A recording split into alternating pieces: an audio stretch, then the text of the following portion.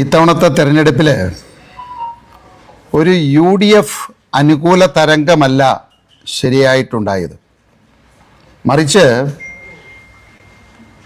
LDF വിരുദ്ധമായിട്ടുള്ള ഒരു വൻ തരംഗമുണ്ടായി എന്നുള്ളതാണത്. പ്രത്യേകിച്ച് മുഖ്യമന്ത്രി പിണറായി വിജയനെതിരായിട്ടുള്ള ജനരോഷം ഒരു കൊടുങ്കാറ്റായിട്ട് ആഞ്ഞടിച്ചു എന്നുള്ളതാണത്. പിണറായി വിജയൻ്റെ ദാക്ഷ്യത്തിനും അഹങ്കാരത്തിനും ജനങ്ങൾ രാഷ്ട്രീയം മറന്ന് കൂട്ടമായിട്ട് വോട്ട് ചെയ്തതിൻ്റെ ഒരു ഫലമാണ് ഇത്തവണ LDFൻ്റെ പതനം ഇത്രമാത്രം ഭീകരമാക്കിയത്. നമുക്കറിയാം 2016 പിണറായി വിജയൻ അധികാരത്തിലേറിയ അന്ന് മുതൽ തന്നെ വലിയൊരു ഭരണസ്തംഭനം ഈ രാജ്യത്തെ, ഈ സംസ്ഥാനത്തെ കൊള്ളയടിക്കുകയായിരുന്നു. പക്ഷേ നിപ്പയും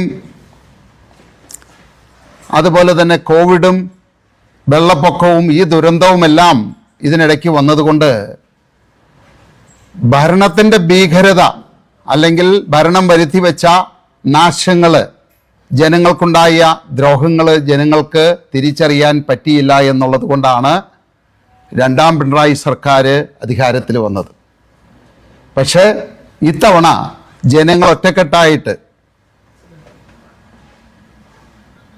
എന്ത് വില കൊടുത്തും LDFനെ താഴെ ഇറക്കണം, പിണറായി സർക്കാരിനെ താഴെ ഇറക്കണം എന്നുള്ള ഒരു വാശിയോട് കൂടിയാണ് പോളിംഗ് ബൂത്തിലേക്ക് പോയത്. പക്ഷേ അത് ജനങ്ങളുടെ ബോഡി ലാംഗ്വേജിൽ അത് പ്രകടമായിരുന്നില്ല എന്നുള്ളതാണ്. പക്ഷെ റിസൾട്ട് വന്നു കഴിഞ്ഞപ്പോൾ നമുക്ക് മനസ്സിലാക്കാൻ സാധിച്ചത് അത് അതിശക്തമായിട്ട് ആഞ്ഞടിച്ചു. അവിടെ തീർച്ചയായിട്ടും കേരളത്തിനെ സംബന്ധിച്ച് അടുത്തൊരു ഓൾട്ടർനേറ്റീവ് എന്നുള്ള നിലയ്ക്ക് അതിൻ്റെ മുഴുവൻ ഗുണവും കിട്ടിയത് UDFനാണത്. ഒരു പക്ഷേ ഇത്ര ശക്തമായിട്ടുള്ള ഒരു അധികാര വിരുദ്ധ തരംഗം ഉണ്ടായിരുന്നില്ലായിരുന്നെങ്കിൽ NDA നല്ലൊരു വിജയം കേരളത്തിൽ കാഴ്ചവെക്കാൻ സാധിച്ചിരുന്നു. പക്ഷേ ഇത്ര വലിയൊരു കൊടുങ്കാറ്റുണ്ടായിട്ടും NDAക്ക് 3 സീറ്റ് കേരളത്തിൽ ലഭിച്ചു എന്നുള്ളത് വലിയൊരു സന്തോഷം നൽകുന്ന ഒരു കാര്യമാണ്. വെസ്റ്റ് ബംഗാളിലേക്ക് നമ്മൾ നോക്കിയാലും നമുക്ക് മനസ്സിലാക്കാൻ സാധിക്കും, അവിടെയും 3 സീറ്റിൽ നിന്ന്, 0-ൽ നിന്ന് 3 സീറ്റിലേക്ക് ആദ്യം വിജയിക്കുകയും ആ 3 സീറ്റിൽ നിന്നാണ് ഇന്ന് വെസ്റ്റ് ബംഗാളിൻ്റെ അധികാരം ഏറ്റെടുക്കുന്ന സാഹചര്യത്തിലേക്ക് NDA മാറിയത്. ആ ചരിത്രം തന്നെ കേരളത്തിലും ആവർത്തിക്കും. ഈ 3 സീറ്റ് എന്ന് പറയുന്നത് NDA സംബന്ധിച്ചൊരു തുടക്കമാണത്. ഇനി വരാൻ പോകുന്ന തെരഞ്ഞെടുപ്പിൽ തീർച്ചയായിട്ടും ഇവിടെ മത്സരം എന്ന് പറയുന്നത് UDFും NDAയും തമ്മിലായിരിക്കും. കാരണം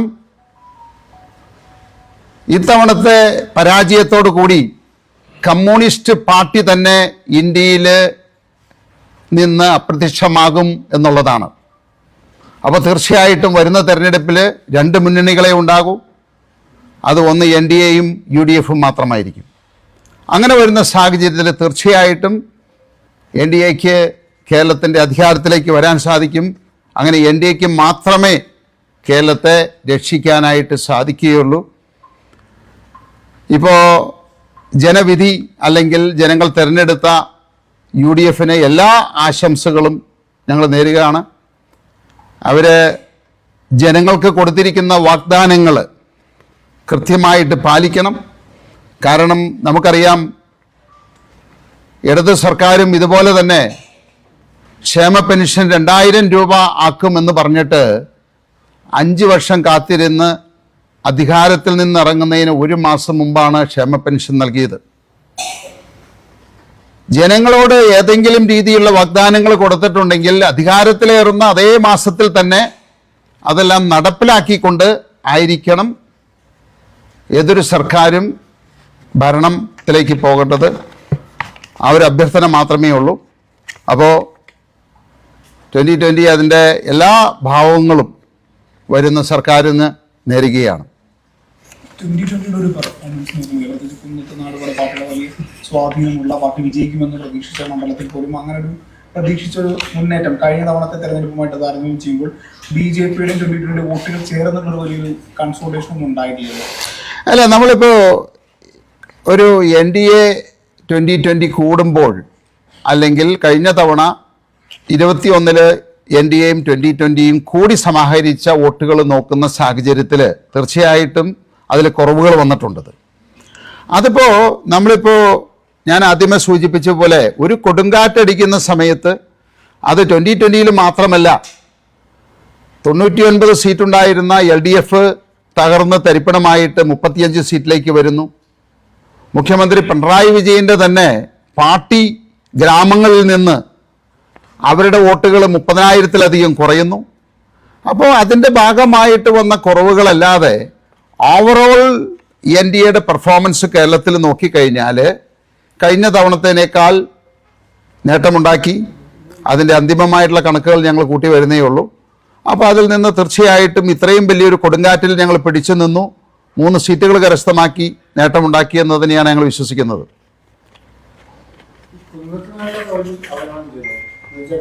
രണ്ട് മുന്നണികൾ അനുസരിച്ചിട്ട് പോലും കഴിഞ്ഞ തെരഞ്ഞെടുപ്പിനേക്കാളും 2000 വോട്ട് കുറവാണ് ലഭിച്ചത്. അത് കൃത്യമായിട്ട് അവലോകനം ചെയ്തു. അല്ല, അതിനെപ്പറ്റിയെല്ലാം ഡാറ്റാസ് ഞങ്ങൾ കളക്ട് ചെയ്തുകൊണ്ടിരിക്കുന്നേ ഉള്ളൂ. അതെല്ലാം നമ്മൾ ബൂത്ത് തലത്തിൽ ഓരോന്നും പരിശോധിക്കേണ്ടതായിട്ടിരിക്കുന്നു. കാരണം ഇതിലിപ്പോൾ 2020 എന്ന് പറയുന്നത് വളരെ സ്വതന്ത്രമായിട്ട് പ്രവർത്തിച്ചുകൊണ്ടിരുന്ന ഒരു പാർട്ടിയാണത്. അതിൽ നിന്ന് വ്യത്യസ്തമായിട്ട് ഒരു മുന്നണിയുടെ ഭാഗമായിട്ട് വരുമ്പോൾ അതിനെ പല രീതിയിലും LDFും UDFും ചിത്രീകരിച്ചു. ഒരു വർഗീയ പാർട്ടിയുടെ കൂടെ കൂടി എന്നുള്ള രീതിയിൽ ചിത്രീകരിച്ചു, സംഖ്യകളാക്കി മാറ്റി. അപ്പോൾ അത് പ്രത്യേകിച്ച് കുന്നത്തുനാട് പോലെയുള്ള ക്രിസ്ത്യൻ മേഖലകളിൽ ഇതിൻ്റെ വോട്ടേഴ്സായിട്ടുണ്ടായിരുന്ന ആളുകളിൽ ആശയക്കുഴപ്പങ്ങൾ ഉണ്ടാക്കിയിട്ടുണ്ടത്. അപ്പോൾ ആ ഒരു ആശയക്കുഴപ്പം മാറ്റിയെടുക്കാനായിട്ടുള്ള സമയം ഈ തെരഞ്ഞെടുപ്പിൽ ഉണ്ടായില്ല എന്നുള്ളതാണത്. ഈ സഖ്യം ഉണ്ടായി ഏതാനും ആഴ്ചകൾക്കുള്ളിൽ തന്നെ മത്സരരംഗത്തേക്ക് പോയി. അപ്പോൾ അത് ഈ പറയുന്ന പ്രതിപക്ഷത്തെ കോൺഗ്രസും അതുപോലെ തന്നെ LDFും നല്ല രീതിയിൽ ജനങ്ങൾ അത് ഉപയോഗിച്ചു. അതിൻ്റെ ഒരു ചെറിയ ഒരു ഡാമേജ് തീർച്ചയായിട്ടും ഞങ്ങളുടെ തെരഞ്ഞെടുപ്പിൽ ഞങ്ങൾക്കുണ്ടായിട്ടുണ്ടത്. ഈ പാർട്ടി പിരിച്ചുവിട്ടാൽ മതി എന്നാണ് ഇന്നലെ എതിർ സ്ഥാനാർത്ഥി ജയിച്ച VP സജീന്ദ്രൻ പറഞ്ഞു. 2020 പാർട്ടി പിരിച്ചുവിടേണ്ട അവസ്ഥയിലെത്തി, അത്രത്തോളം വോട്ട് കുറഞ്ഞു. അത് പറയുന്നത് ഏത് പാർട്ടിക്കാരാണെന്ന് നോക്കണം. 99 സീറ്റുണ്ടായിരുന്ന് അതിൽ നിന്ന് തകർന്ന് തരിപ്പണമായിട്ട് പുറത്തേക്ക് ഇറങ്ങാൻ പോലും സാധിക്കാത്ത ഒരു പാർട്ടിയാണ് അത് പറയുന്നത്. ആ പാർട്ടിയുടെ ഒരു MLA ആണ് പറയുന്നത് എന്ന് ഓർക്കണം. ജയിച്ച ആളാണ് അത് പറയുന്നതെങ്കിൽ നമുക്ക് മനസ്സിലാക്കാം. പിന്നെ VP സജീന്ദ്രൻ പറഞ്ഞതെന്നാണോ പറയുന്നത്? VP സജീന്ദ്രൻ തോറ്റപ്പോൾ എന്തുകൊണ്ട് പാർട്ടിയെ പിരിച്ചുവിട്ടില്ല? കഴിഞ്ഞ തവണ അദ്ദേഹം തോറ്റതാണല്ലോ. അപ്പം ഞാൻ പറയുന്നത് ഈ തെരഞ്ഞെടുപ്പ് എന്ന് പറയുമ്പോൾ ഇപ്പോൾ എത്രയോ മന്ത്രിമാർ തോറ്റിരിക്കുന്നു. ഇതിനു മുമ്പ് ഈ കോൺഗ്രസ്സുകാർ എത്രയോ പേര് തോറ്റു. അവർക്ക് 40 സീറ്റല്ലേ ഉണ്ടായിരുന്നുള്ളൂ. എന്തുകൊണ്ട് അന്ന് പാർട്ടി പിരിച്ചുവിട്ടില്ല? അപ്പോൾ ഏതെങ്കിലും പാർട്ടികൾ തെരഞ്ഞെടുപ്പിൽ മത്സരിച്ചു കഴിഞ്ഞാൽ ആ പാർട്ടിയൊക്കെ പിരിച്ചുവിടുക എന്ന് പറഞ്ഞു കഴിഞ്ഞാൽ പിന്നെ ഇവിടെ രാഷ്ട്രീയ പാർട്ടികൾ ഉണ്ടാവില്ല മത്സരിക്കാനായിട്ട്. പണ്ടേ കോൺഗ്രസ് പിരിച്ചുവിടേണ്ടതായിരുന്നു, കമ്മ്യൂണിസ്റ്റ് പിരിച്ചുവിടേണ്ടതായിരുന്നു. പിന്നെ ആരാ ഇവിടെ മത്സരിക്കാനുണ്ടാകുക? 2020 NDAയോട് ചേർന്നപ്പോൾ അങ്ങ് പറഞ്ഞല്ലോ വോട്ട് ചോർച്ച ഉണ്ടായി എന്നുള്ള കാര്യം. ആ വോട്ട് നഷ്ടപ്പെട്ടത് 2020 രാഷ്ട്രീയത്തിനപ്പുറം 2020 പ്രതീക്ഷിക്കുന്ന ഒരുപാട് പേര് നേരത്തെ വോട്ട് ചെയ്തു.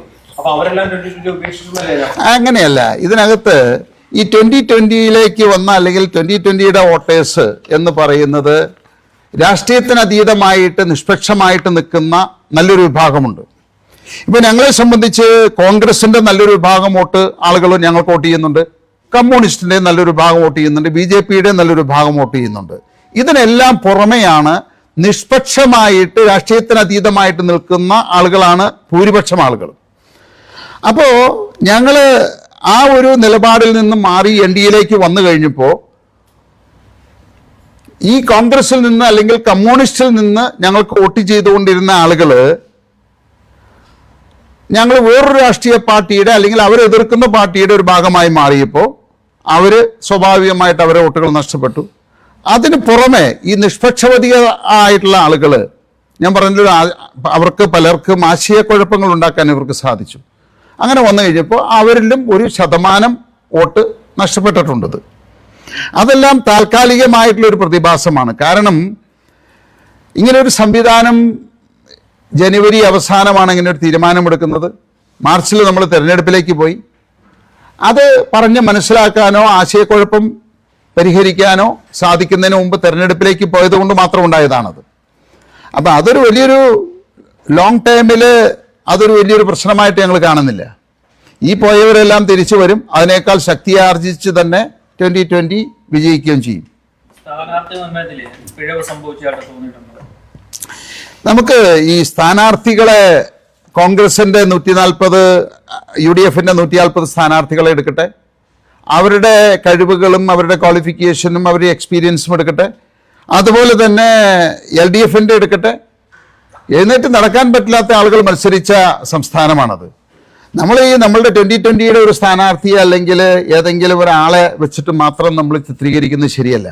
അങ്ങനെ എടുത്തിട്ട് ആ 140 പേരെയും വിലയിരുത്തി കഴിഞ്ഞാൽ ഞങ്ങളുടെ സ്ഥാനാർത്ഥികൾ അവരിലെ ഭൂരിഭാഗം ആളുകളെക്കാൾ മെച്ചപ്പെട്ട സ്ഥാനാർത്ഥികളാണ്. കിട്ടിയ വോട്ട് മുന്നണി സംവിധാനത്തിൽ വന്നപ്പോൾ കിട്ടിയിട്ടില്ല. അപ്പൊ അതുകൊണ്ട് മുന്നണി സംവിധാനം ഒരു പരാജയമാണെന്ന് തോന്നുന്നുണ്ട്. ഇല്ല, നമുക്ക് ഏതൊരു സംവിധാനത്തിലും പുതിയൊരു സംവിധാനം, ഇപ്പൊ നമ്മളൊരു വിത്തിട്ട് കഴിഞ്ഞാൽ നാളെ അതിന്റെ ഫലം പ്രതീക്ഷിക്കാൻ പാടില്ല. ഞങ്ങളൊരു മുന്നണിയിൽ ചേർന്നത് വളരെ ആലോചിച്ചെടുത്തൊരു തീരുമാനമാണത്. ആ തീരുമാനം അതിൽ ചിലപ്പോൾ നല്ലതാവാം, ചീത്തയാവാം, താൽക്കാലികമായിട്ട് ചീത്തയാവാം, അങ്ങനെയുള്ള പല കാര്യങ്ങളുണ്ടാകാം അതിനകത്ത്. അപ്പം അതൊക്കെ നമുക്ക് കാത്തിരുന്ന് അതിലുള്ള ഏതെങ്കിലും സംഗതികളുണ്ടെങ്കിൽ പരിഹരിച്ച് മുന്നോട്ട് പോകണം. കാരണം രണ്ട് സംവിധാനങ്ങൾ തമ്മിൽ ചേരുന്ന സമയത്ത് അവിടെ BJP എന്ന് പറയുന്ന രാഷ്ട്രീയ പാർട്ടി, ഇവിടെ 2020 എന്ന് പറയുന്ന പാർട്ടിയും കൂടി അവരുടെ അംഗങ്ങൾ തമ്മിൽ സെറ്റാവാനായിട്ടുള്ളൊരു സമയമുണ്ടത്. ആ ഒരു സമയത്തിൻ്റെ ഗ്യാപ്പ് കിട്ടിയില്ല എന്നുള്ളതാണ് അതിൽ പല സ്ഥലത്തും സംഭവിച്ചത്. അപ്പോൾ അവിടെ ഒരു കോർഡിനേഷന്, രണ്ട് പാർട്ടികളും തമ്മിലുള്ള കോർഡിനേഷനിൽ പരസ്പരം ആ മത്സരരംഗത്ത് വന്നപ്പോൾ അതിൽ ചില അപാകതകൾ ഉണ്ടായിട്ടുണ്ട്. അത് പരിഹരിച്ചു വന്നപ്പോഴേക്കും ഇലക്ഷൻ കഴിഞ്ഞിരിക്കുന്നു. അപ്പോൾ ഇതിപ്പോൾ ഞങ്ങൾ പഞ്ചായത്ത് ഇലക്ഷനിൽ ഇങ്ങനെയൊരു സഖ്യമുണ്ടാക്കിയിരുന്നെങ്കിൽ തീർച്ചയായിട്ടും ഇതിനേക്കാൾ വളരെ മികച്ച ഒരു മത്സരം കാഴ്ചവെക്കാമായിരുന്നു. വളരെ മികച്ചൊരു വിജയവും ഞങ്ങൾക്ക് കൊണ്ടുവരാൻ സാധിച്ചേനെ. ഞാൻ അതിനെപ്പറ്റി വ്യക്തമാക്കിയതാണല്ലോ. കാരണം ഞങ്ങൾ ഇങ്ങനെ ഒരു സഖ്യത്തിൽ ചേരാൻ തന്നെ ഒരു സാഹചര്യം ഉണ്ടാക്കിയത് തന്നെ പഞ്ചായത്ത് തെരഞ്ഞെടുപ്പാണത്. ആ പഞ്ചായത്ത് തെരഞ്ഞെടുപ്പിൽ ഇവിടുത്തെ LDFും UDFും SDPIയും PDPയും വെൽഫെയർ പാർട്ടിയും 25 പാർട്ടികൾ ചേർന്ന് ഒറ്റ സ്ഥാനാർത്ഥിയെ നിർത്തി ഒറ്റ ചിഹ്നത്തിൽ ഞങ്ങളെ ഇല്ലാതാക്കാൻ ശ്രമിച്ചപ്പോൾ അപ്പോഴാണ് ഞങ്ങൾ അങ്ങനെ ഒരു സഖ്യത്തിൽ ചേരുന്നതിനെ പറ്റി ആലോചിച്ചതും തീരുമാനമെടുത്തതും. അതിനു മുമ്പ് അങ്ങനെ ഒരു ആലോചന ഉണ്ടായിരുന്നെങ്കിൽ ഞങ്ങൾ അന്നേ ചേർന്ന് മത്സരിക്കേണ്ടതല്ലേ. 9 സീറ്റുകൾ BJP തന്നു. പക്ഷേ ഒരു രാഷ്ട്രീയപരമായി ആ രീതിയിലൊരു പക്വതയുള്ള സ്ഥാനാർത്ഥി നിർത്തില്ല. പക്ഷേ തൃപ്പൂണിത്തുറ അക്കാലത്തൊക്കെ BJPക്ക് വലിയ പ്രതിഷേധം ഉണ്ടായിരുന്നു. പ്രത്യേകിച്ച് താങ്കൾ തന്നെ മത്സരിക്കും എന്നുള്ളൊരു താല്പര്യമൊക്കെ അവർക്ക് ഒരു ഘട്ടത്തിലുണ്ടായിരുന്നു. അപ്പം അവർക്ക് യോജിച്ച സ്ഥാനാർത്ഥി കൊടുക്കാത്തതുകൊണ്ട് BJP വോട്ടുകൾ പോലും കൃത്യമായി പോൾ ചെയ്യാൻ സാധിച്ചില്ല എന്നുള്ളൊരു നിരീക്ഷണം. അതെങ്ങനെയാ നമ്മൾ പറയുക? കാരണം 21 BJPയുടെ സ്ഥാനാർത്ഥി തൃപ്പൂണിത്തുറ മത്സരിച്ചപ്പോൾ 23,000 വോട്ടുകളാണ് കിട്ടിയത്.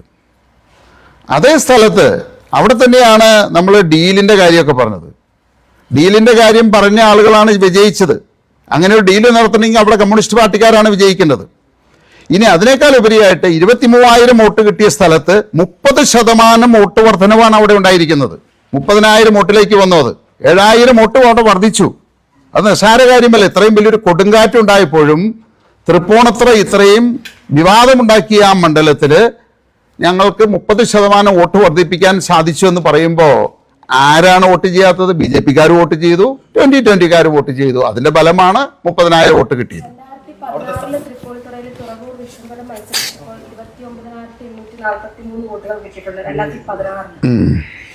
അല്ല, അതൊക്കെ നമുക്കിപ്പോൾ ഓരോ വർഷങ്ങളിലെ എടുത്തിട്ട്, ഞാൻ ഇതിന് മുന്നിൽ BJP ഉണ്ടായിരുന്ന സമയത്ത് ഉള്ള ഇതാണത്. നമുക്കിപ്പോൾ ഓരോ മണ്ഡലത്തിൽ ഇന്നവർ മത്സരിക്കുന്നു. ഇപ്പോൾ ഒരു പാർട്ടിയുടെ സമുന്നതനായിട്ടുള്ള ഒരു നേതാവ് മത്സരിക്കുമ്പോൾ അവിടെ വ്യത്യാസങ്ങൾ വരാം, സ്ഥാനാർത്ഥി അനുസരിച്ച് വ്യത്യാസങ്ങൾ വരാം. അപ്പൊ ഈ പറയുന്ന രീതിയിൽ ഒരു സീനിയർ ലീഡറാണ് ഏതെങ്കിലും മണ്ഡലത്തിൽ മത്സരിക്കുന്നതെങ്കിൽ തീർച്ചയായിട്ടും കേരളത്തിലെ ഏത് മണ്ഡലത്തിലും ഇപ്പൊ വി ഡി സതീശൻ പോയിട്ട് ഇപ്പൊ ഏതെങ്കിലും കോൺഗ്രസ് തോറ്റ മണ്ഡലത്തിൽ മത്സരിച്ചിരുന്നെങ്കിൽ ചിലപ്പോൾ വിജയിക്കാം. അപ്പൊ അതുമായിട്ട് നമ്മൾ കമ്പയർ ചെയ്യാൻ പറ്റില്ല. 2016 29,000 വോട്ട് അന്നത്തെ BJP സ്ഥാനാർത്ഥി നേടിയിട്ടുണ്ട്. 2021 അത് 24,000 പോയത്. അപ്പോൾ ആ വോട്ട് തന്നെ ഇത്തവണയും കിട്ടിയിട്ടുണ്ട്. അല്ല, നമുക്ക് ഈ കേരളം ഉണ്ടായ അന്ന് മുതലുള്ള ചരിത്രമല്ല എടുക്കണ്ടേ. നമ്മൾ ഇതിനു മുന്നിലുള്ള ഇലക്ഷനിലാണ് BJP സ്ഥാനാർത്ഥി അവിടെ മത്സരിച്ചത്. അത് അവസാനമായിട്ട് മത്സരിച്ച് 21-ലാണത്. 21-ൽ മത്സരിച്ച BJP സ്ഥാനാർത്ഥിയേക്കാൾ 30% വോട്ടുകൾ കൂടുതൽ പിടിച്ചു എന്ന് പറയുമ്പോൾ BJPയും 2020-കാരും ഒറ്റക്കെട്ടായിട്ട് ഒരു അഭിപ്രായ വ്യത്യാസവും ഇല്ലാതെ അവിടെ ആ മത്സരങ്ങൾക്ക് ഒന്നിച്ചു നിന്നു. അതുകൊണ്ടാണ് അത്രയും വോട്ട് ഞങ്ങൾക്ക് നേടാൻ സാധിച്ചത്. അങ്ങനെയാണെങ്കിൽ കുന്നത്തുനാട്ടിൽ കഴിഞ്ഞ തവണ 42,000 വോട്ട് 2020 കിട്ടിയിരുന്നു. പക്ഷെ ഇത്തവണ അത് 39,000 വോട്ടാണ്. കഴിഞ്ഞ തവണ BJPക്ക് 7,000 വോട്ട് കിട്ടിയിരുന്നു. ഒരു സഖ്യമാകുമ്പോൾ അങ്ങനെയാണെങ്കിൽ 50,000 വോട്ടിലേക്ക് എത്തേണ്ടത്. അല്ല, നമ്മൾ എല്ലാ സ്ഥലത്തും അതേ ഫോർമുല വർക്ക് ചെയ്യണമെന്നില്ല. കാരണം കുന്നത്തുനാട് എന്ന് പറയുമ്പോൾ ഒരു ക്രിസ്ത്യൻ മെജോറിറ്റി മണ്ഡലമാണത്. ആ ഒരു ക്രിസ്ത്യൻ മെജോറിറ്റി മണ്ഡലത്തിൽ ഞാൻ പറഞ്ഞു 2 ഘടകങ്ങൾ. ഒന്ന്, ഞങ്ങൾ NDA ചേർന്ന് കഴിഞ്ഞപ്പോൾ സംഖ്യയാക്കി ഒരു വർഗീയ പാർട്ടിയാക്കി മാറ്റി ഒരാശയക്കുഴപ്പം ജനങ്ങളുടെ മനസ്സിലുണ്ടാക്കി. അതുകൂടാതെ FCRI അതിലും ഈ ചില ആശയക്കുഴപ്പങ്ങൾ അവസാന നിമിഷത്തിൽ ജനങ്ങളിൽ കുന്നത്തുനാട്ടിലുണ്ടാക്കി. അതുകൊണ്ടാണ് കുന്നത്തുനാടിൽ പ്രത്യേകിച്ച് നമ്മൾ വോട്ടുകൾ ഇവാലുവേറ്റ് ചെയ്യുമ്പോൾ ക്രിസ്ത്യൻ വോട്ടുകൾ കിട്ടിയിട്ടില്ല എന്നുള്ളതല്ല, ക്രിസ്ത്യൻ വോട്ടുകളിൽ ഗണ്യമായിട്ടുള്ള കുറവ് അതിൽ സംഭവിച്ചിട്ടുണ്ട്. അപ്പം നമ്മൾ കുന്നത്തുനാടിലെ ഒരു രീതിയും തൃപ്പൂണിത്തുറ ഒരു രീതിയും തമ്മിൽ കമ്പയർ ചെയ്യാൻ പറ്റില്ല. ഓരോ മണ്ഡലങ്ങളിലും അതിൻ്റെ സാഹചര്യങ്ങൾ അനുസരിച്ച് നമ്മൾ വിലയിരുത്തേണ്ടതായിട്ടുണ്ട്. 2020 പ്രധാന മുഖം അങ്ങാണല്ലോ, ജനങ്ങൾ അറിയുന്ന ആൾ നേതാവ് അങ്ങാണ്. അപ്പൊ അങ്ങെന്തുകൊണ്ട് മത്സരിച്ചില്ല? ഏതെങ്കിലും ഒരു സീറ്റിൽ മത്സരിച്ചിരുന്നെങ്കിൽ ഇതിനേക്കാൾ ഒരു നേട്ടം പറ്റുമായിരുന്നില്ല. ഇതില് ഞാൻ പലതവണ വ്യക്തമാക്കിയിട്ടുണ്ട്. ഞാൻ രാഷ്ട്രീയത്തിലേക്ക് വന്നത് അധികാരത്തിന് വേണ്ടിയിട്ടോ സ്ഥാനമാനങ്ങൾക്ക് വേണ്ടിയിട്ടോ പണമുണ്ടാക്കാനോ ഒരു MLA ആകാനോ MP ആകാനോ മന്ത്രിയാകാനോ ആയിരുന്നില്ല, ഇന്നുമല്ല. എന്നെ സംബന്ധിച്ച് ഈ കേരളത്തെ രക്ഷപ്പെടുത്തിയെടുക്കണം എന്നുള്ള ഒറ്റ ലക്ഷ്യം മാത്രമേ ഉള്ളൂ. അതിനുവേണ്ടി ഞാൻ ശ്രമിക്കുന്നത്. അപ്പം എനിക്ക് മത്സരിക്കാൻ ആഗ്രഹം ഇല്ല, MLA ആവാൻ ആഗ്രഹമില്ല, മന്ത്രിയാവാൻ ആഗ്രഹമില്ല. ഇനി അതിനേക്കാൾ കൂടുതൽ ഇപ്പം ഞങ്ങൾ NDAയുടെ കൂടെ ഭാഗമായിരിക്കുന്നത് തന്നെ ആ ലക്ഷ്യത്തിൽ മുൻനിർത്തിയാണത്. ഈ കേരളത്തെ രക്ഷപ്പെടുത്താൻ 2020 ഒറ്റയ്ക്ക് നിന്നാൽ ഒരുപക്ഷെ സാധിക്കില്ല. കേന്ദ്രം ഭരിക്കുന്ന പാർട്ടിയോടൊപ്പം നിന്ന് ഈ കേരളത്തെ കൈപിടിച്ചുയർത്തുക, രക്ഷപ്പെടുത്തുക, ആ ഒരു ദൗത്യമാണ് ഞാനും BJPയുടെ സംസ്ഥാന പ്രസിഡന്റ് ശ്രീ രാജീവ് ചന്ദ്രശേഖർജിയും എല്ലാം കൂടി എടുത്തിരിക്കുന്നത്. അപ്പോൾ അത് ഞങ്ങൾ പൂർത്തിയാക്കും, ആ ദൗത്യം ഞങ്ങൾ പൂർത്തിയാക്കും. അതിന് മത്സരിക്കണമെന്നില്ല എന്നാണ് പറയുന്നത്. ഇപ്പം ഞങ്ങളെ സംബന്ധിച്ച് മത്സരിക്കാനായിട്ട് അല്ലെങ്കിൽ ഉയർത്തി കാണിക്കാൻ അവിടെ പലരും ചോദിക്കും മുഖ്യമന്ത്രി ആവണം. ഞാൻ എന്നോട് ചോദിച്ചപ്പോൾ ഇതിനു മുമ്പ് പറഞ്ഞതാണ്, അതിനാണ് രാജീവ് ചന്ദ്രശേഖർജി മത്സരിക്കുന്നത്. അപ്പോൾ അവിടെ 2 നേതാക്കളുടെ ആവശ്യമില്ല, അല്ലെങ്കിൽ 3 നേതാക്കളുടെ ആവശ്യമില്ല. ഇപ്പൊ കോൺഗ്രസിൽ എത്രയോ ആളുകളാണ് മുഖ്യമന്ത്രി സ്ഥാനാർത്ഥിയായിട്ട് മത്സരിക്കുന്നത്. ഞങ്ങളിൽ അങ്ങനെ ഒരു തർക്കമില്ല എന്നാണ് പറയുന്നത്. ഈ കൊച്ചി 2020 വലിയ സ്വാധീനമുള്ള സ്ഥലമായിരുന്നു കൊച്ചി. പക്ഷെ കൊച്ചിയിൽ ഇത്തവണ 3-1 വോട്ട് പോലും പിടിക്കാനായി സാധിച്ചിട്ടില്ല. എന്താണ് അവിടെ സംഭവിച്ചത്? അല്ല, അതെല്ലാം ഒരുപാട് കാര്യങ്ങൾ. കാരണം അവിടെ 2020 ചെല്ലാനം എന്ന് പറയുന്ന ഒരു സംഘടന ഉണ്ടായിരുന്നു. പല ആളുകളും അവിടെ വിചാരിച്ചിരിക്കുന്ന അത് 2020യുടെ ഭാഗമാണ് എന്നുള്ളതാണ്. അത് 2020 ആയിട്ട് യാതൊരു ബന്ധവുമില്ല. അവർക്ക് ജനങ്ങൾ ഭരണം കൊടുത്തു. അവരത് വളരെ ഒരു രീതിയിലും അവർക്ക് നന്നായിട്ട് ഭരിക്കാൻ സാധിച്ചില്ല. അത് നാടിന് ഒരുപാട് ദൂഷ്യമുണ്ടാക്കി, ചീത്തപ്പേരുണ്ടാക്കി. ജനങ്ങൾ ഇന്ന് ചെല്ലാനത്തെ ആളുകൾ അല്ലെങ്കിൽ ആ പ്രദേശത്തെ ആളുകൾ വിചാരിച്ചിരിക്കുന്നത് അത് 2020 ആണ് എന്ന് വിചാരിച്ച് അവിടെ ഒരു നെഗറ്റീവ് ഇത് 2020യോടൊപ്പം ഉണ്ട്. പിന്നെ 2 ഞങ്ങളുടെ സ്ഥാനാർത്ഥിയെ തീരുമാനിക്കുന്ന സമയത്ത് ഒരുപാട് വൈകിയിരുന്നു. അപ്പോൾ ഏറ്റവും അവസാനം പ്രഖ്യാപിച്ച ഒരു സ്ഥാനാർത്ഥിയാണ്. അപ്പോൾ വേണ്ട രീതിയിൽ അതിൻ്റെ പ്രചരണം നടത്താനോ ഞങ്ങൾക്ക് എല്ലായിടത്തും എത്തിച്ചേരാനോ സാധിച്ചില്ല. അതുകൊണ്ട് സംഭവിച്ചതാണ്. ഈ തെരഞ്ഞെടുപ്പിൽ ഞങ്ങളെ സംബന്ധിച്ച് തെരഞ്ഞെടുപ്പ് പ്രഖ്യാപിച്ചതിന് ശേഷമാണ് ഞങ്ങൾ ഏതെല്ലാം സീറ്റുകളിൽ മത്സരിക്കണമെന്ന് ഉള്ളൊരു തീരുമാനം ഉണ്ടായത്. അപ്പം ഞങ്ങൾക്ക് ശരിക്ക് പറഞ്ഞു കഴിഞ്ഞാൽ നോമിനേഷൻ കൊടുക്കാനും പ്രവർത്തിക്കാനും എല്ലാം കൂടി കൂടിയിട്ട് 2 ആഴ്ച കഷ്ടി കിട്ടിയുള്ളൂ എന്നുള്ളതാണത്. അപ്പോൾ അങ്ങനെയുള്ള ചില അപാകതകൾ കൊണ്ടൊക്കെയാണ് ഈ വോട്ട് കുറഞ്ഞതും വ്യത്യാസങ്ങൾ വന്നതൊക്കെ. തീർച്ചയായിട്ടും ഇനിയിപ്പോൾ ഒരു അടുത്തൊരു തെരഞ്ഞെടുപ്പ് ഒരു മുന്നണി രാഷ്ട്രീയത്തിയിട്ട് വരുന്നു, ഒരു മത്സരരംഗത്ത് വരുന്നു, വ്യക്തമായിട്ട് ഏതെല്ലാം സീറ്റുകൾ മത്സരിക്കണമെന്ന് മുൻകൂട്ടി മനസ്സിലാക്കുന്നു. അപ്പോൾ ഇപ്പോൾ പറ്റിയ അപാകതകളെല്ലാം ഞങ്ങൾ വിലയിരുത്തി മനസ്സിലാക്കി വേറെ ഏതൊരു പാർട്ടിയേക്കാൾ കൂടുതൽ മുൻകൂട്ടി കണ്ടുകൊണ്ട് അടുത്ത തെരഞ്ഞെടുപ്പിനെ ഞങ്ങൾ നേരിടും. വലിയൊരു മാറ്റം ഞങ്ങൾ കൊണ്ടുവരും ഇവിടെ. പക്ഷേ കുന്നത്തുനാട് മണ്ഡലത്തിൽ പോലും നേരത്തെ ഒരു സ്ഥാനാർത്ഥിയെ കണ്ടെത്താൻ തീരുമാനിക്കാൻ കഴിഞ്ഞില്ല. കാരണം മറ്റൊരു പാർട്ടി വിട്ടു വന്നയാളെ ഇവിടെ കൊണ്ടുവന്ന് സ്ഥാനാർത്ഥി ആക്കേണ്ടി വരികയായിരുന്നു. അല്ല, അതിപ്പോൾ നമ്മളിപ്പോൾ മറ്റൊരു പാർട്ടി എന്ന് പറയുന്ന എല്ലായിടത്തും ഇപ്പോൾ ഇവിടുത്തെ ശ്രീനിജൻ കോൺഗ്രസ്സുകാരനല്ലായിരുന്നു. മറ്റൊരു ജില്ലയിൽ നിന്നുള്ള ഒരാൾ അത് എത്രയോ ആളുകൾ അങ്ങനെ മത്സരിക്കുന്നു. ഇപ്പോൾ തിരുവനന്തപുരത്ത് മത്സരിക്കുന്ന ആളുകൾ എല്ലാവരും തന്നെ ഏത് രാജ്യക്കാരാ, ഏത് സംസ്ഥാന ഹോം ഗ്രൗണ്ടാണ് കുന്നത്തുനാട്. അല്ല, ആയിക്കോട്ടെ. അപ്പോൾ ഇവിടെ ഒരു പ്രശ്നം എന്താണെന്ന് വെച്ച് കഴിഞ്ഞാൽ നമ്മളിതൊരു റിസർവേഷൻ മണ്ഡലമാണത്. റിസർവേഷൻ മണ്ഡലത്തിൽ കേരളത്തിൽ കുന്നത്തുനാടെന്ന് മാത്രമല്ല എല്ലാ മണ്ഡലങ്ങളിലും നമ്മൾ വിചാരിക്കുന്ന രീതിയിൽ ഉള്ള ആളുകളെ കിട്ടാനായിട്ടുള്ള ബുദ്ധിമുട്ടുകളുണ്ട്. ഇവിടെയും ഞങ്ങൾ ഒരാളെ കണ്ടുവച്ചുകൊണ്ടിരിക്കുമ്പോഴാണ് ഈ ബാബു ദിവാകരനെ കണ്ടെത്തിയതും ഒരു പ്രത്യേക സാഹചര്യത്തിൽ പുള്ളിയെ സ്ഥാനാർത്ഥിയാക്കി മാറ്റാൻ തീരുമാനിച്ചത്. ഇവിടെ ആളില്ലാത്തത് കൊണ്ടല്ല ഞങ്ങളത് തീരുമാനിച്ചത്. അദ്ദേഹത്തിൻ്റെ അവസ്ഥ കണ്ടുകൊണ്ട് അതിൽ ഒരു പ്രത്യേക ഞങ്ങൾ കണ്ടു, അതുകൊണ്ട് സ്ഥാനാർത്ഥിയാക്കി എന്നുള്ളത്. അതിപ്പോൾ ഒരു ജനറൽ കാറ്റഗറി ആണെന്നുണ്ടെങ്കിൽ ഇപ്പം ഞങ്ങളുടെ സ്ഥാനാർത്ഥികൾ നോക്കിക്കഴിഞ്ഞാൽ എല്ലാ ആളുകളും തന്നെ അതാത് പ്രദേശങ്ങളിൽ ജനിച്ച് വളർന്ന് അവിടെ തന്നെയുള്ള ആളുകളെ തന്നെയാണ് ഞങ്ങൾ കണ്ടെത്തിയിരിക്കുന്നത്. അപ്പോൾ ഇത് റിസർവേഷൻ കാറ്റഗറി ആയതുകൊണ്ട് മാത്രമാണ്. അതിപ്പോൾ എല്ലായിടത്തും അതൊക്കെ തന്നെയാണത്. PC ജോർജും ഷോൺ ജോർജും അടക്കമുള്ളവർ നേരത്തെ സഭയുടെ ഉൾപ്പെടെ പിന്തുണ വേണ്ടത്ര കിട്ടിയില്ല എന്ന് പറഞ്ഞു.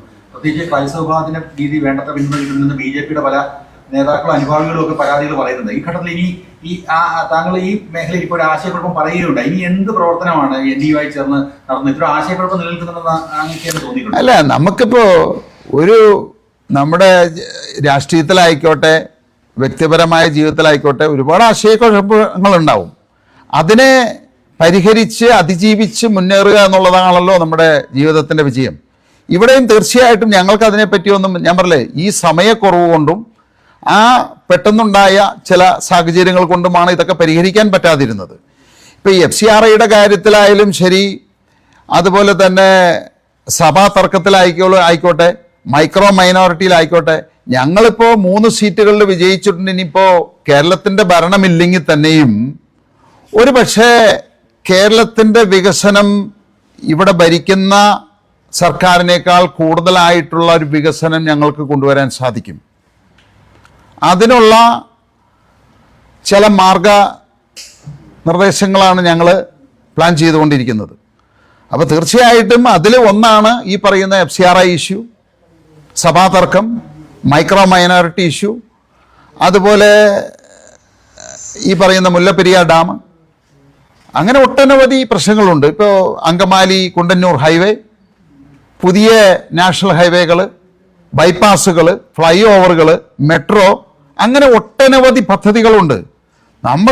ഞങ്ങൾ 1, 2, 3, 4 എന്ന് വ്യക്തമായിട്ട് നമ്പറിട്ട് വികസന രേഖ തയ്യാറാക്കി കേരളത്തിന് സമർപ്പിക്കും. അത് നടപ്പിലാക്കും. അത് ജനങ്ങളെ ബോധ്യപ്പെടുത്തിയിട്ടായിരിക്കും അടുത്ത തെരഞ്ഞെടുപ്പിൽ ഞങ്ങൾ തെരഞ്ഞെടുപ്പിനെ നേരിടാൻ പോകുന്നത്. ഇത് ഈ കൂടുതൽ സീറ്റുകളിൽ മത്സരിച്ചത് ഒരു വീഴ്ചയായി തോന്നുന്നുണ്ടോ? ഒന്നുമല്ല, നാട്ടിൽ നല്ല ശക്തമായ സ്വാധീനം ഉണ്ടാകുന്ന ഒരു പാർട്ടിയാണ്. പക്ഷെ കൂടുതൽ ഇടങ്ങളിലേക്ക് പോയപ്പോൾ വ്യക്തമായിട്ടൊരിടത്തും ശ്രദ്ധ കേന്ദ്രീകരിക്കാൻ കഴിയാതെ വന്നു തോന്നുന്നു. ഞങ്ങള് 2021 നിയമസഭയിലേക്ക് ആദ്യമായിട്ട് മത്സരിക്കുമ്പോൾ ഞങ്ങൾക്ക് കുന്നത്തുനാടില് 3 പഞ്ചായത്തുകളിൽ മാത്രമേ പാർട്ടി സംഘടനാ സംവിധാനം ഉണ്ടായിരുന്നുള്ളൂ. ആ 3 പഞ്ചായത്തുകളിലെ പാർട്ടി സംഘടനാ സംവിധാനം വെച്ച് 8 നിയോജക മണ്ഡലങ്ങളിൽ ഞങ്ങൾ മത്സരിച്ചു എന്നുള്ളതാണത്. 21 കാര്യമാണ് ഒറ്റയ്ക്ക് നിന്ന്. ഇത്തവണ ഞങ്ങൾ മത്സരിച്ചപ്പോൾ 19 സീറ്റുകളിൽ NDA എന്ന് പറയുന്ന ഒരു മഹാസഖ്യത്തിൻ്റെ കൂടെ അത്രയും ഒരു അതിൻ്റെ പിന്തുണയോടുകൂടിയാണ് ഞങ്ങൾ മത്സരിച്ചത്. ഞങ്ങൾക്ക് ഈ തവണത്തെ തെരഞ്ഞെടുപ്പ് 21 തെരഞ്ഞെടുപ്പായിട്ട് നോക്കുന്ന സമയത്ത് അതിൻ്റെ ഒരു 100% പോലും ബുദ്ധിമുട്ടുണ്ടായിരുന്നില്ല എന്നുള്ളതാണ്. അത്ര നിഷ്പ്രയാസമായിട്ടാണ് ഞങ്ങൾ മത്സരിച്ചത്. അപ്പോൾ പാർട്ടി 19 സീറ്റിലല്ല എത്ര സീറ്റിൽ വേണമെങ്കിലും മത്സരിക്കാവുന്ന രീതിയിൽ എക്യുപ്ഡ് ആയിരിക്കുന്നു ഈ തെരഞ്ഞെടുപ്പോട് കൂടിയിട്ട്. മത്സരിച്ച 19 സീറ്റുകളിലും BJP വോട്ടുകളെല്ലാം പൂർണ്ണമായി ലഭിച്ചിട്ടുണ്ട് എന്ന് കരുതുന്നുണ്ട്. അതിപ്പോ നമുക്കിപ്പോ കമ്മ്യൂണിസ്റ്റുകാർ LDF അല്ല ഞാൻ പറയുന്നത്, മുഖ്യമന്ത്രി പിണറായി വിജയൻ മത്സരിച്ചതിൽ കമ്മ്യൂണിസ്റ്റുകാരുടെ വോട്ടുകൾ കിട്ടിയിട്ടുണ്ടോ? അങ്ങനെയാണെങ്കിൽ എങ്ങനെ 30,000 വോട്ട് കുറഞ്ഞു? ഈ വോട്ടുകൾ എന്ന് പറയുന്നത് നമ്മൾ വിചാരിക്കുന്ന രീതിയിൽ തീവ്ര കമ്മ്യൂണിസ്റ്റുകാര് അല്ലെങ്കിൽ കോൺഗ്രസ്സുകാര് BJPക്കാര് 2020 എന്ന് പറയുന്ന ഒരു വിഭാഗം എന്ന് പറഞ്ഞാൽ 5% താഴെയുള്ളൂ. ബാക്കി 95% വരുന്നതിൽ 80% ആളുകൾ നിഷ്പക്ഷമായിട്ടുള്ള ആളുകളാണത്. അവർ മാറി അങ്ങോട്ടും ഇങ്ങോട്ടും ഒക്കെ വോട്ട് ചെയ്യും.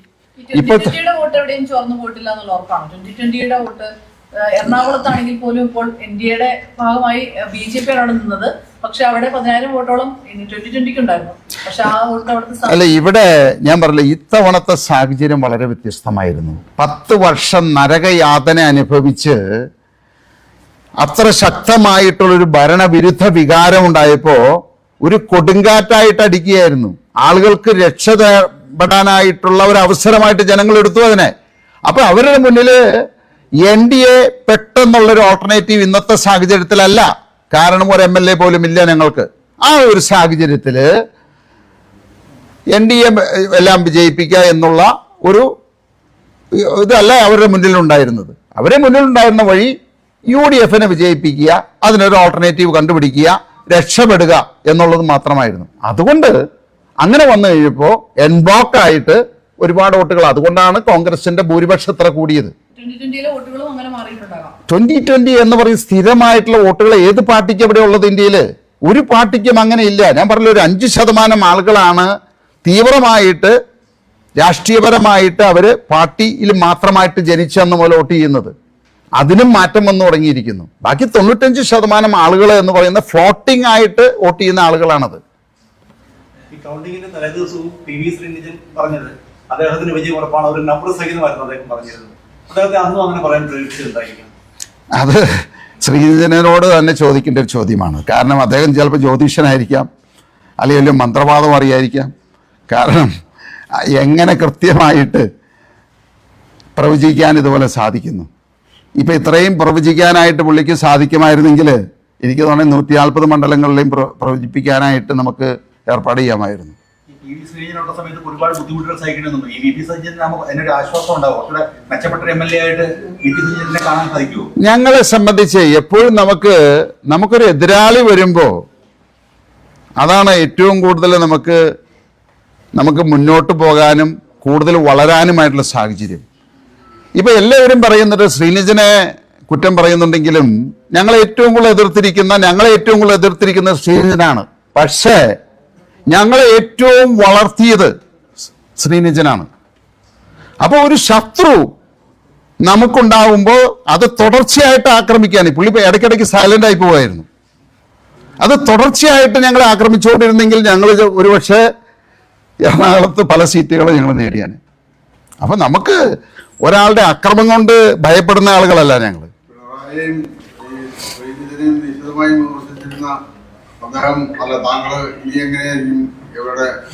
അല്ല, ഇതില് ഞാൻ ഇപ്പോഴേ പറഞ്ഞു കഴിഞ്ഞല്ലോ, ഈ UDF മുന്നോട്ട് വെച്ചിരിക്കുന്ന പ്രകടന പത്രിക 3000 റുപ്യ പെൻഷൻ, അത് അധികാരത്തിലേറിയാൽ ഈ മാസം തന്നെ നടപ്പിലാക്കണം. ജനങ്ങളെ വഞ്ചിക്കാൻ പാടില്ല. ഇനി അങ്ങനെ അവർ ചെയ്തില്ല എന്നുണ്ടെങ്കിൽ ഞങ്ങൾ പ്രതിപക്ഷത്തിന്റെ ചുമതല ഞങ്ങൾ ഏറ്റെടുക്കും. കാരണം ഇവിടെ LDFന്റെ പ്രതിപക്ഷം എന്ന് പറയുന്നത് UDF ആയിരുന്നു. അതൊരു പ്രതിപക്ഷമായിട്ട് ഞങ്ങൾ കേരളത്തിലെ ജനങ്ങൾ കണക്കാക്കിയിട്ടില്ല. UDFും LDFും എന്ന് പറഞ്ഞു കഴിഞ്ഞാൽ കേരളത്തിന്റെ അതിർത്തി വിട്ടു കഴിഞ്ഞാൽ ഒരു മുന്നണിയാണ്, ഒരമ്മ പറ്റ മക്കളാണത്. അതുകൊണ്ട് ഇപ്പോ LDF ഭരിക്കുന്നതിന് പകരം UDF ഭരിക്കുന്നു, LDF പ്രതിപക്ഷത്തിരിക്കുന്നു. അവര് പ്രതിപക്ഷത്തിന്റെ പേരുണ്ട് എന്നല്ലാതെ ഒരിക്കലും UDFന്റെ കൊള്ളരുതായ്മകള് ചൂണ്ടിക്കാണിക്കില്ല. യഥാർത്ഥ പ്രതിപക്ഷമാകാൻ പോകുന്നത് NDAയുടെ 3 MLAമാരായിരിക്കും. അപ്പൊ അതുകൊണ്ട് LDF കാണിച്ച മാതിരി പ്രകടന പത്രിക ഉണ്ടാക്കി ജനങ്ങളെ വഞ്ചിച്ചുകൊണ്ട് മുന്നോട്ട് പോകാൻ ശ്രമിച്ചു കഴിഞ്ഞാൽ അതിനെ ശക്തിയുക്തം ഞങ്ങൾ എതിർക്കും. അത് ജനങ്ങളുടെ മുന്നിൽ തുറന്നു കാട്ടും. അതുകൊണ്ട് ഈ 3000 രൂപ പെൻഷൻ അടുത്ത മാസം അധികാരമേറ്റ് കഴിഞ്ഞാൽ ആ മാസം മുതൽ തന്നെ നടപ്പിലാക്കണം. അതുപോലെ തന്നെ ബസ്സിൽ സൗജന്യ യാത്ര നടപ്പിലാക്കണം അതേ മാസം തന്നെ. അല്ലാതെ ഭരണം അവസാനിക്കുന്ന 5 വർഷം കാത്തിരുന്നിട്ടല്ല നടപ്പിലാക്കേണ്ടത്. അത് ജനങ്ങളെ വഞ്ചിക്കുകയാണ് ചെയ്യുന്നത്. 25 ലക്ഷം രൂപയുടെ ഇൻഷുറൻസ് നടപ്പിലാക്കണം, നടപ്പിലാക്കി കാണിക്കണം. അത് കാണിച്ചില്ല. അവരുടെ പ്രകടന പത്രികയിൽ പറഞ്ഞിരിക്കുന്ന വാഗ്ദാനങ്ങൾ അവർ നടപ്പിലാക്കാതെ ജനങ്ങളെ വഞ്ചിക്കാൻ ശ്രമിച്ചാൽ അതിനെതിരെ ശക്തമായിട്ട് ഞങ്ങൾ പ്രതികരിക്കും. ഞങ്ങൾ അതിൻ്റെ നടപടികളിലേക്ക് പോകും. ഈ ലോക്സഭാ ഇലക്ഷൻ നേരിട്ടപ്പോൾ സുരേഷ് ഗോപി പറഞ്ഞത് എയിംസ് കേരളത്തിന് കൊണ്ടുവരുന്ന. അപ്പം ഇപ്പോൾ ലോക്സഭാ ഇലക്ഷൻ കഴിഞ്ഞിട്ട് കുറച്ച് നാളായി. സുരേഷ് ഗോപിക്കെതിരെ പ്രതിഷേധം ഉണ്ടാവുമോ? നമുക്ക് ഈ എയിംസ് കൊണ്ടുവരിക എന്ന് പറയുമ്പോൾ ഇപ്പൊ ഇവിടെ ഞാൻ പറഞ്ഞോട്ടെ, ചോദ്യം ചോദിച്ചല്ലോ. ഏത് പ്രവർത്തികളായാലും ഇപ്പോ ഞങ്ങളിപ്പോ ഇവിടെ അധികാരമില്ലാതെ പറയുന്നുണ്ട് പുതിയ പുതിയ നാഷണൽ ഹൈവേകൾ കൊണ്ടുവരാം. ഇത് കേരള സർക്കാർ കൂടി സഹകരിക്കണം. അപ്പോൾ എയിംസ് ഇപ്പോഴും കൊണ്ടുവരാനായിട്ട് പറഞ്ഞിട്ടുണ്ടെങ്കിൽ തീർച്ചയായിട്ടും അത് കൊണ്ടുവരാൻ സാധിക്കും. അതിന് ഇവിടുത്തെ സർക്കാരാണ് അതിന് സഹകരിക്കേണ്ടത്. അല്ലാതെ കേന്ദ്ര സർക്കാർ അവിടെ നിന്ന് എയിംസ് ഉണ്ടാക്കി ഇവിടെ കൊണ്ടുവന്ന് പ്രതീക്ഷിക്കാൻ പറ്റില്ല. അതിൻ്റെ സ്ഥലം കണ്ടെത്തൽ മുതൽ അതെവിടെ വേണമെന്നുള്ളത് മുതൽ അങ്ങനെയുള്ള പല കാര്യങ്ങൾ തീരുമാനമെടുത്ത് അതിനുള്ള നിയമനിർമ്മാണങ്ങൾ നടത്തുന്നതൊക്കെ സംസ്ഥാന സർക്കാരാണത്. അതുകൊണ്ട് തന്നെയാണ് ഞാൻ പറയുന്നത്, ഒട്ടനവധി വികസനങ്ങൾ ഞങ്ങൾ ഭരണത്തിലില്ലെങ്കിലും കേന്ദ്ര ഗവൺമെന്റിൽ നിന്ന് ലക്ഷക്കണക്കിന് കോടി രൂപയുടെ വികസന പ്രവർത്തനങ്ങൾ കേരളത്തിൽ നടപ്പിലാക്കാൻ ഞങ്ങൾക്ക് സാധിക്കും. പക്ഷേ അതിന് തടസ്സം നിന്നാൽ അല്ലെങ്കിൽ അത് വേണ്ട എന്ന് പറഞ്ഞാൽ ഒന്നും ചെയ്യാൻ സാധിക്കില്ല. 13 മന്ത്രിമാരെ തോറ്റതുകൊണ്ട് പ്രതിപക്ഷ നേതാവാണെന്നുള്ള കാര്യത്തിൽ ചില ആശയക്കുഴപ്പങ്ങൾ നിലനിൽക്കുന്നുണ്ട്. എൻ ഡി എ സംബന്ധിച്ചിടത്തോളം തലയെടുപ്പുള്ള നേതാക്കൾ ഉൾപ്പെടെ ഇപ്പോൾ വിജയിച്ച സ്ഥിതിക്ക് ഒരു സാധ്യതയായി മാറുമോ? അല്ല, അതൊക്കെ നിയമസഭയിലുള്ള കാര്യങ്ങൾ ജയിച്ച 140 പേരും കൂടി തീരുമാനിക്കേണ്ടതാണത്. അത് എന്നെ പോലുള്ള ഒരാൾ തീരുമാനിക്കേണ്ടതല്ല. അവർ 140 പേര് ആ സമയമാകുമ്പോൾ അതിനുള്ള തീരുമാനങ്ങൾ എടുക്കട്ടെ. ഈ ശ്രീനിധൻ ആണ് കൂടുതൽ എടുത്തതെന്ന് പറഞ്ഞാണ് കൂടുതൽ പാർട്ടി വളർന്നതെന്ന്. അപ്പൊ ശ്രീനിധനാണോ കുറച്ചുകൂടെ ബെറ്റർ? അല്ല, ശ്രീനിധൻ ഒരു നാടിനെ സംബന്ധിച്ച് ഞാൻ പറയുകയാണെങ്കിൽ കേരളം കണ്ടതിൽ വെച്ച് 140 MLA-കളില് ഈ രാജ്യത്തിന് ഏറ്റവും കൂടുതൽ ദുഷ്ടനായിട്ടുള്ള, ഈ കേരളത്തിനെ സംബന്ധിച്ച് ഏറ്റവും കൂടുതൽ നഷ്ടമുണ്ടാക്കിയ, ഈ കേരളത്തെ കൊള്ളയടിച്ച, ജനങ്ങളെ വഞ്ചിച്ച ഒരു MLA ആണ്. പക്ഷേ എന്നെ സംബന്ധിച്ച് വ്യക്തിപരമായിട്ട് നോക്കിക്കഴിഞ്ഞാൽ അദ്ദേഹം എന്നെ ആക്രമിച്ചതുകൊണ്ട് എനിക്ക് 100 ഇരട്ടിയായിട്ട് വളരാൻ സാധിച്ചു എന്നുള്ളതാണ്. പക്ഷെ അദ്ദേഹം MLA എന്നുള്ള രീതിയിൽ 140 MLA-കളിൽ ഏറ്റവും വലിയ പരാജയമായിരുന്നു. ഏറ്റവും കൂടുതൽ കേരളത്തെ ദ്രോഹിച്ച ഒരു മനുഷ്യനായിരുന്നു. ഏറ്റവും കൂടുതൽ ജനങ്ങളെ പറഞ്ഞ് വഞ്ചിച്ച ഒരു മനുഷ്യനായിരുന്നു. വികസന പ്രവർത്തനങ്ങൾ മുഴുവൻ തടഞ്ഞൊരു മനുഷ്യനായിരുന്നു. അപ്പോൾ 140 MLA-കളിൽ ഏറ്റവും മോശമായിട്ടുള്ള ഒരു പ്രവർത്തനം കാഴ്ചവെച്ച ഏറ്റവും ദുഷ്ടനായിട്ടുള്ള ഒരു MLA ആരാണ് ചോദിച്ചു കഴിഞ്ഞാൽ ഞാൻ പറയും ശ്രീനിധൻ MLA ആണെന്ന് പറയും. ഈ മുൻപത്തെ സർക്കാരുമായിട്ടുള്ള ഏറ്റുമുട്ടലിന്റെ ഭാഗമായിട്ടാണ് താങ്കളുടെ വ്യവസായ സംരംഭങ്ങൾ കേരളത്തിൽ നിന്ന് കൊണ്ടുപോകുന്നതിനൊക്കെ ആവശ്യമുണ്ട്. അപ്പോൾ സർക്കാർ മാറി, രാഷ്ട്രീയം മാറി, അപ്പോൾ ഇനി തിരിച്ച് കുറെ കൂടി കേരളത്തിൽ വിപുലമാക്കാനുള്ള ആലോചനയുണ്ടോ? അങ്ങനെ എടുത്തുകൊണ്ടുവരാവുന്ന ഒരു ഫാക്ടറി അല്ലല്ലോ. അങ്ങനെ എടുത്തുകൊണ്ടുവരാമെങ്കിലല്ലേ നമുക്ക് പറ്റുള്ളൂ. നമ്മൾ അവിടെ കൊണ്ടുപോയത് ഇപ്പോൾ അതേ അടുത്ത 10-ാം തീയതി പ്രധാനമന്ത്രി ഉദ്ഘാടനം ചെയ്യുകയാണ് ആ പാർക്കടക്കം. അപ്പോൾ അത് രാജ്യത്തിന് സമർപ്പിക്കുകയാണ് ആ പാർക്ക്. അല്ല, അതൊക്കെ നമുക്ക് ഇവരിപ്പോ ഞാൻ പറഞ്ഞല്ലോ ഒരമ്മ പെറ്റ മക്കളാണ്. ഞങ്ങൾ വലിയ വ്യത്യസ്തമായിട്ടൊന്നും ഞങ്ങൾ പ്രതീക്ഷിക്കുന്നില്ല. ഭരിക്കട്ടെ, തുടങ്ങട്ടെ, അവർ തെളിയിക്കട്ടെ. ഇവിടെ വ്യവസായ സൗഹൃദമാണ്, വ്യവസായികൾ സുരക്ഷിതമാണ്, ഇവിടെ നിക്ഷേപം നടത്തിയാൽ പേടിക്കേണ്ട കാര്യമില്ല എന്നുള്ളത് അവർ തെളിയിച്ച് കാണിക്കട്ടെ. അപ്പോൾ ആലോചിക്കാം അതിനെപ്പറ്റി. കാൻഡിഡേറ്റ്സ് കണ്ടല്ലോ, ഇവര് വീണ്ടും സജീവമായിട്ട് രാഷ്ട്രീയത്തിൽ തന്നെ ഉണ്ടാകും, അതോ പലരും വോട്ടേഴ്സ് ലിസ്റ്റ് തന്നെ പേരില്ലാത്തവരായിരുന്നു, അപ്പൊ അതുകൊണ്ടാണ് ഇനി ആരെങ്കിലും ഒക്കെ തന്നെ ഭാഗമായിട്ട് രാഷ്ട്രീയ പ്രവർത്തനത്തിൽ ഉണ്ടാകും? നമുക്ക് ഞങ്ങളുടെ മത്സരിച്ച സ്ഥാനാർത്ഥികൾ ഇത് കൂടാതെ ഒട്ടനവധി ആളുകൾ ഈ പാർട്ടിയിലേക്ക് വന്നിട്ടുണ്ട്. ഞങ്ങൾ പാർട്ടി പുനഃസംഘടന നടന്നുകൊണ്ടിരിക്കുകയാണ്. അപ്പോൾ അത് അടുത്ത 1-2 മാസങ്ങളിലുള്ളിൽ ഒട്ടനവധി ആളുകൾ പുതുതായിട്ട് വരുന്നുണ്ട്. ഇപ്പോൾ മത്സരരംഗത്തുണ്ടായിരുന്ന ആളുകൾ, മത്സരിക്കാതിരുന്ന ആളുകൾ, അങ്ങനെ ഒരുപാട് ആളുകൾ ഇതിലേക്ക് ചേരുന്നുമുണ്ട്. ആരും മത്സരിച്ച ആരും ഇതോടുകൂടി ഞങ്ങൾ ഇവിടെ നിർത്തുകയാണ്, രാഷ്ട്രീയം നിർത്തുകയാണെന്ന് എന്നോട് പറഞ്ഞിട്ടില്ല. എല്ലാ ആളുകളും നമുക്ക് ശക്തിയായിട്ട് തുടരണം, അതിനുള്ള അവസരം ഞങ്ങൾക്ക് തരണം, അടുത്ത തവണ ഞങ്ങൾ ഈ മണ്ഡലം പിടിക്കാം, ഇപ്പോഴേ മുതൽ പ്രവർത്തിക്കണം എന്നുള്ള രീതിയിലാണ് സംസാരിച്ചിട്ടുള്ളത്. അത് ആരൊക്കെ വേണം, ഏത് രീതിയിലാണ്, ഏത് സ്ഥാനമാണ് അവർക്ക് കൊടുക്കേണ്ടതെന്നെല്ലാം തീരുമാനമെടുത്തിട്ടില്ല. ലയൺസ് ജനറൽ പാർക്കിൽ കുട്ടി മരിച്ചതുമായി ബന്ധപ്പെട്ട് താങ്കളുടെ ഒരു പ്രസ്താവന, സെക്രട്ടറിക്കെതിരെ കൊലക്കുറ്റത്തിന് കേസെടുക്കണം എന്ന് പറഞ്ഞ പ്രസ്താവന ഉണ്ടായിരുന്നു. അപ്പോൾ അതിൽ ആ പാർക്കിന് ഒരു ലൈസൻസും ഇല്ല, അതിന് വയലിലൊക്കെയാണ് അതിന്റെ നിർമ്മാണങ്ങൾ നടത്തിയത് എന്നുള്ള വില്ലേജ് ഓഫീസറുടെ റിപ്പോർട്ടൊക്കെ പുറത്തു വന്നിട്ടുണ്ട്. അപ്പോൾ അതിൽ ഈ പാർക്ക് ഉടമസ്ഥർക്കെതിരെ കേസെടുക്കണം, അവരെ പ്രതികരണം എന്ന് ഒരാവശ്യം 2020 എന്നതിലില്ലേ? കാരണം ഇതിനകത്ത് ഒരു പഞ്ചായത്ത് സെക്രട്ടറിയാണ് ഒരു പഞ്ചായത്തിൻ്റെ കസ്റ്റോഡിയൻ. ഈ ലൈസൻസ് മുതൽ ഇങ്ങനെയുള്ള അനുവാദങ്ങളെല്ലാം നിയമപരമായിട്ട് അടിച്ചു കൊടുക്കേണ്ടതും അത് നിയന്ത്രിക്കേണ്ടതും സെക്രട്ടറിയാണത്. അപ്പോൾ ഇവിടെ സംഭവിച്ചെന്താണെന്ന് വെച്ച് കഴിഞ്ഞാൽ, ഇതിൻ്റെ ഉടമസ്ഥൻ ഈ ഇങ്ങനെയുള്ളൊരു സ്ഥാപനത്തിന് ലൈസൻസ് വേണമോ എന്ന് ചോദിച്ച് ഒരു വിവരാവകാശം കൊടുക്കുകയും അതിനാവശ്യമില്ല, ലൈസൻസ് ആവശ്യമില്ല എന്ന് അദ്ദേഹം ഒരു കത്ത് കൊടുക്കുകയും ചെയ്തു. അതിൻ്റെ അടിസ്ഥാനത്തിലാണ് അവർ തുടങ്ങിയത്. അപ്പം ഞാനിങ്ങനെ ഒരു ഫാക്ടറി തുടങ്ങുമ്പോൾ എന്നോട് ഞാൻ അതിൻ്റെ പേപ്പറുകളുമായിട്ട് ഇതിന് ആവശ്യമുണ്ടോ എന്ന് ചോദിക്കുമ്പോൾ ഇല്ല എന്ന് പറഞ്ഞു കഴിഞ്ഞാൽ എന്തായിരിക്കും സാധാരണക്കാരായിട്ടുള്ളൊരു മനുഷ്യർ ചിന്തിക്കുക? അപ്പം അതുകൊണ്ട് തന്നെയാണ് അദ്ദേഹത്തിൻ്റെ കൃത്യനിർവഹണത്തിലുള്ള വലിയ ഗുരുതരമായിട്ടുള്ളൊരു വീഴ്ചയായതുകൊണ്ടാണ് അദ്ദേഹത്തിൻ്റെ പേരിൽ കേസെടുത്ത് നടപടിയെടുക്കണം എന്ന് ഞാൻ പറഞ്ഞത്. പക്ഷെ ആ പാർക്ക് വിവരാവകാശം ചോദിച്ചിരിക്കുന്നത് അവിടെ ഒരു വിശ്രമ കേന്ദ്രം, കുട്ടികൾക്ക് കളിക്കാനുള്ള ഒരു സ്ഥലം ഒരുക്കുന്നു എന്നതാണ്. അവിടെ ടിക്കറ്റ് വെച്ച് പ്രവേശനം ആ സമയത്തില്ലായിരുന്നു, പിന്നീടാണ് ടിക്കറ്റ് വെച്ച് പ്രവേശനം തുടങ്ങിയത്. പക്ഷെ അത് പഞ്ചായത്ത് മെമ്പറാണ് ഉൾപ്പെടെയുള്ള ആളുകളാണ് സെക്രട്ടറിയുടെ ഒക്കെ ശ്രദ്ധയിൽപ്പെടുത്തേണ്ടത്. ഇതിലെ സംസ്ഥാനം ഭരിക്കുന്ന ഒരു സംസ്ഥാനത്തിൻ്റെ കീഴിലാണ് പഞ്ചായത്തുകൾ ഫംഗ്ഷൻ ചെയ്യുന്നത്. അവിടെ മെമ്പർമാരാണ് ഒരു നിയമവിരുദ്ധ പ്രവർത്തനം നടത്തിയിരിക്കുന്നത്, അല്ലെങ്കിൽ സെക്രട്ടറിയാണ്, ഉദ്യോഗസ്ഥന്മാരാണ്, ആരാണെങ്കിലും നടപടി എടുക്കട്ടെ, ഞങ്ങളതിനൊന്നും തടസ്സം നിൽക്കില്ല. ഞങ്ങളുടെ ഒരു മെമ്പർ നിയമവിരുദ്ധമായിട്ടുള്ളൊരു നടപടി അവിടെ ചെയ്തിട്ടുണ്ടെങ്കിൽ പോലീസ് കേസെടുക്കട്ടെ, ഞങ്ങളതിന് തടയില്ല. ഒരു നിയമത്തെ ലംഘിക്കുന്നതും ഞങ്ങൾ ഒരിക്കലും അവരെ സപ്പോർട്ട് ചെയ്യാറില്ല. അപ്പോൾ അത് പോലീസ് അന്വേഷിക്കട്ടെ, സർക്കാരുണ്ടല്ലോ, ഡെപ്യൂട്ടി ഡയറക്ടർ ഉണ്ടല്ലോ, അന്വേഷണം നടത്തട്ടെ. 19 വിജിലൻസ് കേസുകൾ വിജിലൻസ് അന്വേഷണം കിഴക്കമലം പഞ്ചായത്തിൽ നടന്നിട്ടുണ്ട്. ഇതുവരെ 1 രൂപയുടെ പോലും അഴിമതി കണ്ടുപിടിക്കാനോ നിയമവിരുദ്ധ പ്രവർത്തനം കണ്ടുപിടിക്കാനോ ഇതിൻ്റെ മുൻ സർക്കാരിന് സാധിച്ചിട്ടില്ല. ഇവരും അന്വേഷിച്ചോട്ടെ, വിജിലൻസ് ഉണ്ട്, ഉദ്യോഗസ്ഥന്മാരുണ്ട്, പോലീസുണ്ട്, അന്വേഷിക്കട്ടെ.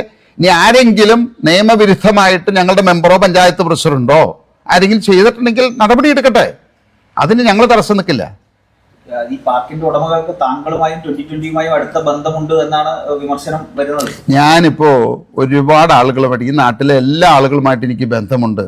ഞാൻ എന്താ പറഞ്ഞത്, നിയമവിരുദ്ധ പ്രവർത്തനങ്ങൾ ആര് നടത്തിയാലും അവരുടെ പേരിൽ നടപടിയെടുക്കട്ടെ.